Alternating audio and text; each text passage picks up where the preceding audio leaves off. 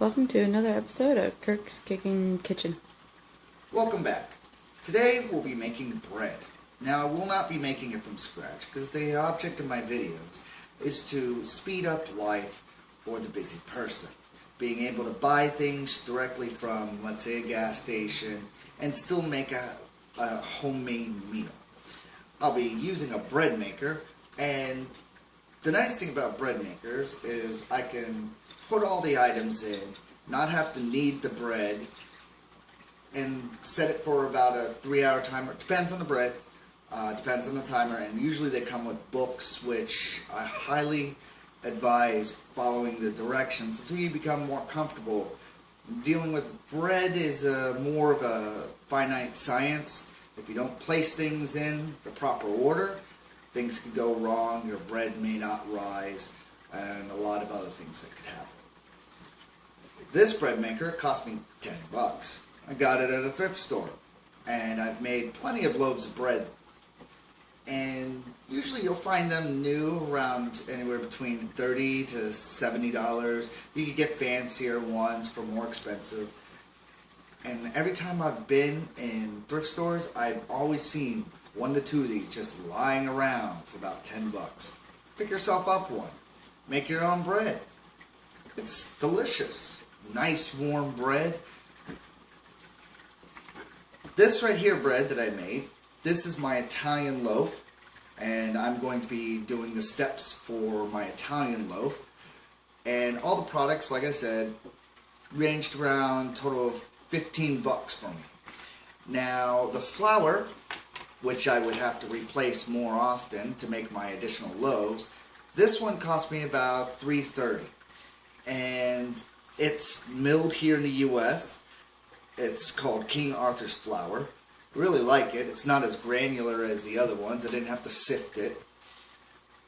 It's so far a really decent product. I really like this flour. Right here I made an off branch of one loaf with a leading competitor, and then in this one with King Arthur it rose a lot better. Now, I'm going to be using daunting filtered water. You don't know what's coming out of your tap water, so it's sometimes best to filter the water.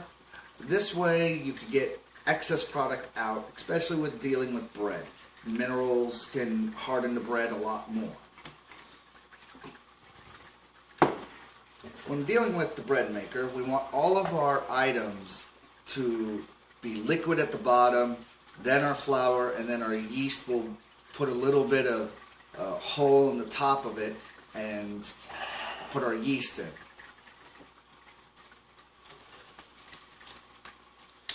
My recipe calls for about 10 to 11 ounces of water.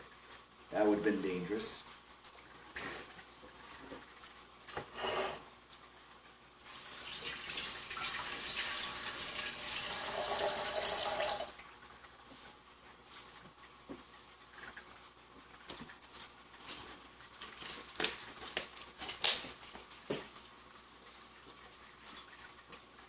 Teaspoon of salt.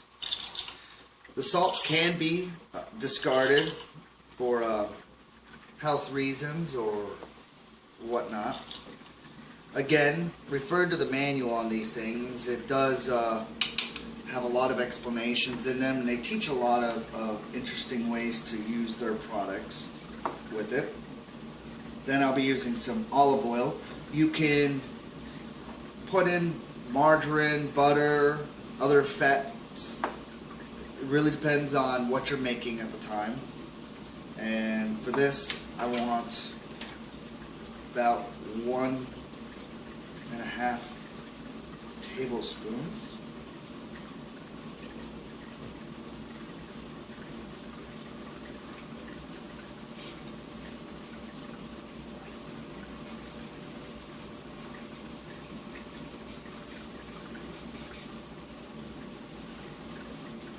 Again, this is an Italian loaf bread of my design. About 3.5 cups flour.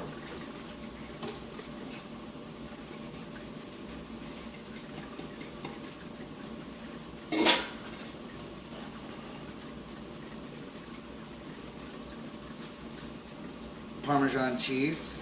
Now, I use the same Parmesan that I've used in the last few episodes. I'm trying to use up all my product. That way it can conserve money.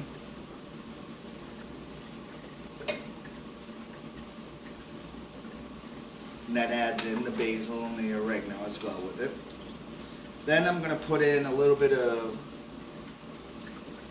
I wanted to use about a fourth of a cup of Parmesan and about a tablespoon of dried parsley, a tablespoon of basil, and about a half a tablespoon of garlic. You can adjust between about half a tablespoon to a tablespoon of these spices depending on what your flavor tastes are. I've already measured mine out and putting them in.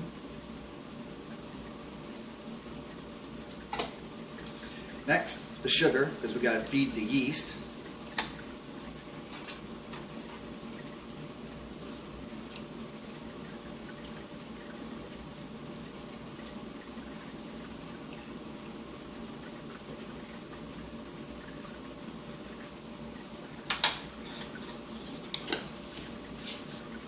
You could add some onion flakes to this and a few other Italian seasoning. Like you could just, instead of putting all the basil and different types of products, you could just get Italian seasoning and mix it in there. Skip a step or two. And then my yeast. Now before I do this, inside here, and it's hard to see, you'll see a pillar of all your flour and everything. You want to put a little bit of, kind of like, looks like an anthill in the center of it, or a volcano, and pour your yeast right into that. And yet again, if you read the little manuals that come with this, they'll explain all the reasonings behind this. If they don't, you can look it up. It's having to deal with how yeast is activated. And with all that done,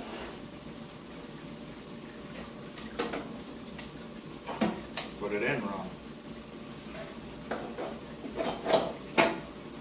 Snaps in. And I set it for basic. And I'm done. 3 hours from now, I'll have a lovely loaf of bread. And it didn't cost me too much time or effort. I could go about doing my chores, I could go about doing my daily life, and save a little bit on normal commercial product. Have a good day. This has been Kirk's Kitchen.